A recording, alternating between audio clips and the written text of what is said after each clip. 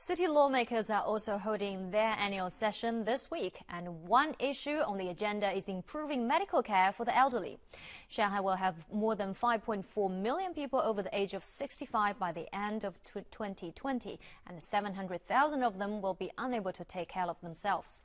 To ease the burden that places on big city-level hospitals, Shanghai will test a new system this year to encourage people to visit community and secondary-level hospitals first. In many cases, patients will be given priority for hospital appointments if they've seen a family doctor first. Our reporter Song Wenjing has a story. Legislator Bai Wanqing is also a popular television mediator in Shanghai. She says last year nearly half of her programs involved some kind of dispute involving elderly care. Shanghai is home to around 180,000 elderly people with dementia. But Bai points out that most nursing homes here have no special facilities for residents with dementia, and sometimes struggle to prevent them from getting lost. 需求也是多元化的，有失智老人啊，对吧？有失去这个自理能力的老人啊。 I think our elderly care service should be more diversified. That's why I suggest the city develop more detailed service criteria for seniors with dementia in the future. We need more daycare centers to provide specialized rehabilitation service. But she says solving the problem involves more than just bringing in some doctors and nurses from community hospitals. Medical schools need to attach more importance to preventive medicine for chronic diseases. Some legislators also suggest Shanghai develop a citywide strategy to manage the long-term care of its senior citizens.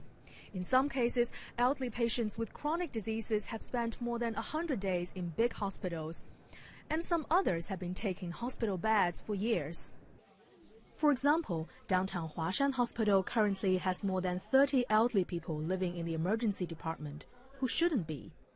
Legislator Ma Jing says a proper transfer system between the city's top, secondary and community hospitals is necessary.